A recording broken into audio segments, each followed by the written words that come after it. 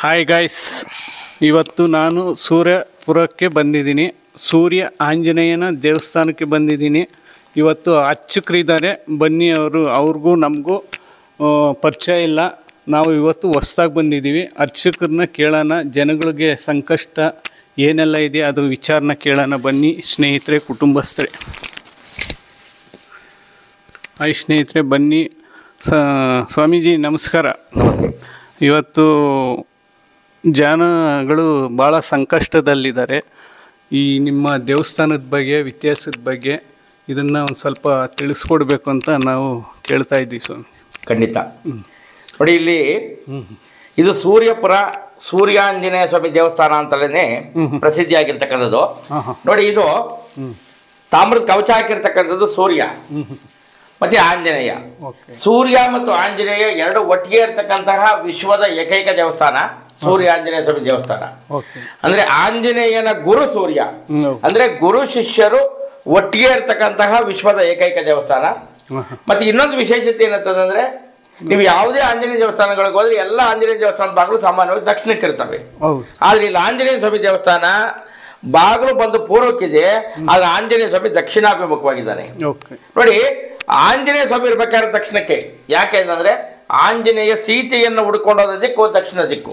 ಲಂಕೆ ಇರ್ತಕ್ಕಂಥದ್ದು ಈ ಕಡೆಗೆ, ಮೈಸೂರು ಆದ್ಮೇಲೆ ತಮಿಳುನಾಡು ಶ್ರೀಲಂಕಾ. ಹೀಗಾಗಿ ಆಂಜನೇಯನಿಗೆ ಶ್ರೇಷ್ಠ ದಿಕ್ಕು ದಕ್ಷಿಣ ದಿಕ್ಕು. ಹೀಗಾಗಿ ಇಲ್ಲಿ ಆಂಜನೇಯ ಸ್ವಾಮಿ ದಕ್ಷಿಣ ಅಭಿಮುಖವಾಗಿದ್ದಾನೆ. ಇನ್ನ ಒಂದು ವಿಶೇಷತೆ ಏನಂತಂದ್ರೆ, ಇಲ್ಲಿ ಸೂರ್ಯಪುರದಲ್ಲಿ ನೀವು ಇಡೀ ಏರಿಯಾ ಇಲ್ಲಿ 100% ವಾಸ್ತು ಇದೆ. ನೋಡಿ, ಈಶಾನ್ಯದಲ್ಲಿ ದೇವಮೂಲದಲ್ಲಿ ಕೆರೆ ಇದೆ, ನೈಋತ್ಯದಲ್ಲಿ ಅಂದ್ರೆ ಕುಬೇರದ ಮೇಲೆ ಗುಟ್ಟೆ ಇದೆ. ಹೀಗಾಗಿ ಇಡೀ ಏರಿಯಾ ನ್ಯಾಚುರಲ್ ಆಗಿ ವಾಸ್ತು ಇದೆ.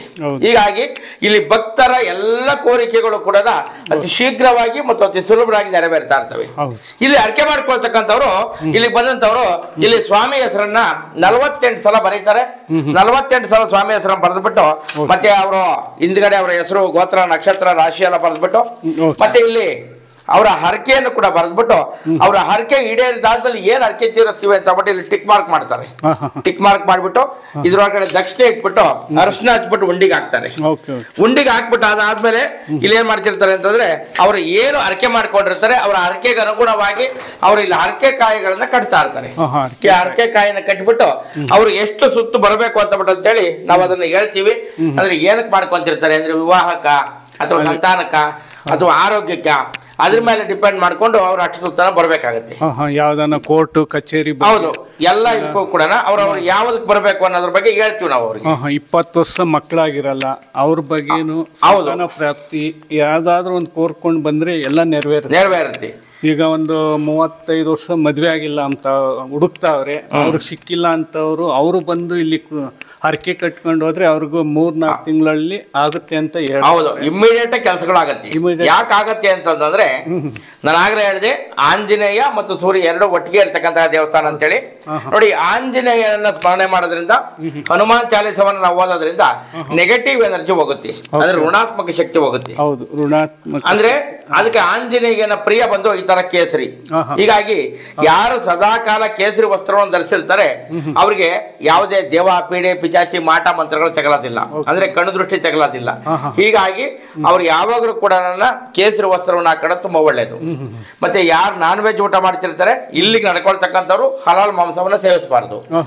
ಮತ್ತೆ ಇನ್ನೊಂದು ಏನಂತಂದ್ರೆ, ಇಲ್ಲಿ ಆಂಜನೇಯ ಸ್ವಾಮಿ ದಕ್ಷಿಣಾಭಿಮುಖವಾಗಿದ್ದಾನೆ.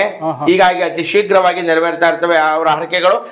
ಅಂದ್ರೆ ಸೂರ್ಯನನ್ನ ಆರಾಧನೆ ಮಾಡೋದ್ರಿಂದ, ಆದಿತ್ಯನನ್ನ ಆರಾಧನೆ ಮಾಡೋದ್ರಿಂದ ಆದಿತ್ಯ ಹೃದಯ ಅಂತ ಬಿಟ್ಟು ಅಂತೇಳಿ ಸ್ತೋತ್ರ ಬರುತ್ತೆ. ಅಂದ್ರೆ ರಾಮಾಯಣದಲ್ಲಿ ಉಲ್ಲೇಖ ಆಗಿರ್ತಕ್ಕಂಥದ್ದು, ರಾಮ ರಾವಣರ ಯುದ್ಧದಲ್ಲಿ ರಾವಣನ ಶಕ್ತಿ ಮುಂದೆ ರಾಮ ಸೋತೋಗ್ತಾ ಇರ್ಬೇಕಾದ್ರೆ ಆಗ ಅಗಸ್ತ್ಯ ಋಷಿಗಳು ಬಂದು ರಾಮನಿಗೆ ಆದಿತ್ಯ ಹೃದಯ ಸ್ತೋತ್ರ ಪಠಣ ಮಾಡಿಸಿದ್ರು. ಆಗ ಅಗಸ್ತ್ಯ ಋಷಿಗಳಿಂದ ಆದಿತ್ಯ ಹೃದಯ ಸ್ತೋತ್ರ ಪಠಣ ಮಾಡಿದಂತ ರಾವಣನನ್ನು ಜಯಿಸ್ತಾನೆ ಅಂತ ರಾಮಾಯಣದಲ್ಲಿ ಉಲ್ಲೇಖ ಆಗಿದೆ.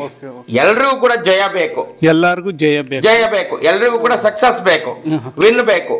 ಈಗ ನಾವು ಕೋರ್ಟ್ಗೆ ಹೋದ್ರೆ ಗೆಲ್ಲಬೇಕು, ಬಿಸ್ನೆಸ್ ಮಾಡ್ತಿದ್ರೆ ಗೆಲ್ಲಬೇಕು. ಮತ್ತೆ ಅದೇ ರೀತಿಯಲ್ಲಿ ನಮಗೆ ವ್ಯಾಪಾರ ವ್ಯವಹಾರ ಏನೇ ಕೆಲಸ ಆಗ್ಬೇಕಾದ್ರೂ ಕೂಡ ಸಕ್ಸಸ್ ಬೇಕು, ಗೆಲ್ಲಬೇಕು. ಮತ್ತೆ ಎಲ್ರಿಗೂ ಕೂಡ ಆರೋಗ್ಯ ಬೇಕು. ಇನ್ನೊಂದು ಸ್ವಾಮಿ, ಬಟ್ ಈಗ ನಮ್ಮ ಊರಲ್ಲಿ ಒಬ್ರು 10 ಜನ ಸುಮಾರು ಮಟ್ಟಕ್ಕಿರ್ತಾರೆ.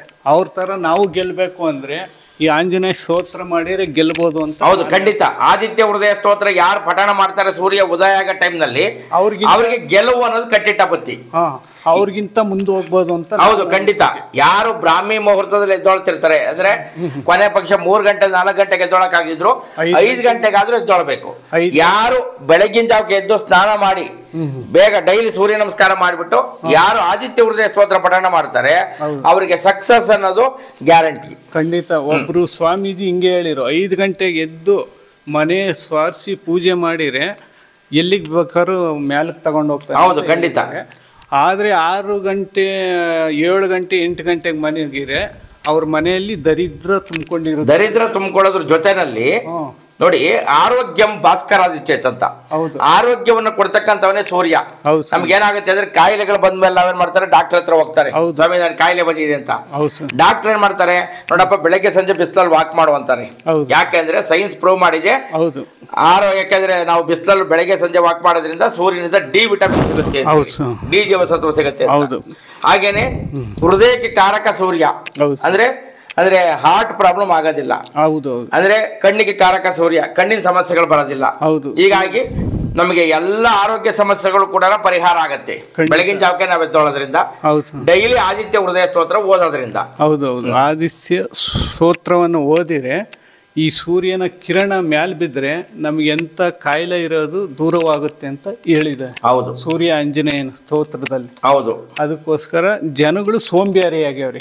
ಈ ನಡುವೆ ಭಾಳ ಸೋಂಬೇರಿ ಆಗ್ಯಾವ್ರೆ. 11 ಗಂಟೆಗೆ ಮನಗ್ತಾರೆ, 10 ಗಂಟೆಗೆ ಎದ್ದಾಳ್ತಾರೆ ಅಂತ ಎದ್ದವ್ರ ಮನೆಗೆ ಯಾವತ್ತೂ ಮ್ಯಾಲಕ್ಕೆ ಬಂದಿಲ್ಲ. ಅವರು ಇಂಪ್ರೂವ್ ಆಗಕ್ಕೆ ಸಾಧ್ಯ ಇಲ್ಲ, ಅಭಿವೃದ್ಧಿ ಹೊಂದಕ್ಕೆ ಸಾಧ್ಯ ಇಲ್ಲ. ಅದಕ್ಕೆ ನಾನು ಹೇಳೋದು, ಅದಕ್ಕೆ ನಿಮ್ಮನ್ನು ವಿಚಾರ ಕೇಳಿ ಅವ್ರಿಗೆ ಒಂದಿಷ್ಟು ಖಂಡಿತವಾಗಿ ಈ ವಿಚಾರ ತಿಳ್ಕೊಂಡು ಅವರು ಸ್ತೋತ್ರಗಳು ಓದ್ಕೊಂಡು ಬಂದರೆ ಕೆಳಕ್ಕೆ ಹೋಗಿರೋರು ಮ್ಯಾಕ್ ಬರ್ತಾರೆ ಅಂತ ನಾನು ಖಂಡಿತ ಮನಸ್ಸಲ್ಲಿ ಹೇಳ್ದಂಥ ಕತೆ ಇದು. ನಿಮ್ಮನ್ನು ಕೇಳ್ತಾ ಇದ್ದೀನಿ ಸರ್. ಸರಿ, ಖಂಡಿತ. ಅದಕ್ಕೋಸ್ಕರ ಈ ವಿಚಾರಗಳನ್ನ ಕೇಳ್ತಾ ಇದ್ದೀನಿ. ಈ ಸೂರ್ಯ ಆಂಜನೇಯ ಎಂಬುದು ಇಡೀ ಪ್ರಪಂಚದಲ್ಲಿ ನಾನು ಎಲ್ಲೂ ಕೇಳಿಲ್ಲ. ಇದು ತುಂಬಾ ಪುರಾತನ ಕಾಲದ ಗ್ರಾಮ. ಇದು ಸುಮಾರು ಹಿಂದೆ ಊರಿದ್ದು ಇಲ್ದಲೆ ಆಗಿರ್ತಕ್ಕಂಥದ್ದು. ಒಲೆ ಒಳಗಡೆ ಹುಣಸೆ ಗಿಡ ಹುಟ್ಟಿದಾಗ ಇರ್ತಕ್ಕಂಥವ್ರು ಎಲ್ಲರೂ ಕೂಡ ಖಾಲಿ ಮಾಡ್ಕೊಂಡು ಹೋಗಿದ್ದಾರೆ.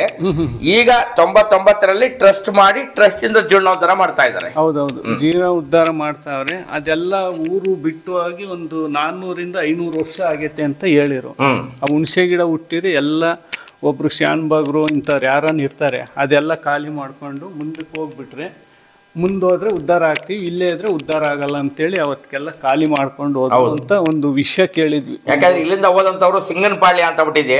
ನಮ್ಮ ಸ್ವಂತ ಊರು ಬಂದು ಸಿಂಗನಪಾಳ್ಯನೇ.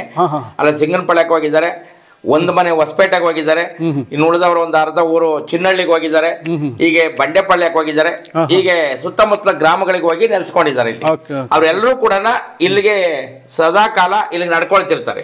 ಸ್ವಾಮಿಗೆ ಮತ್ತು ಇಲ್ಲಿರ್ತಕ್ಕಂತಹ ಅಮ್ಮನವರಿಗೆಲ್ಲ ನಡ್ಕೊಳ್ತಿರ್ತಾರೆ. ಧನ್ಯವಾದ ಸ್ವಾಮಿ. ಇನ್ನೊಂದು ಧನ್ಯವಾದಗಳು.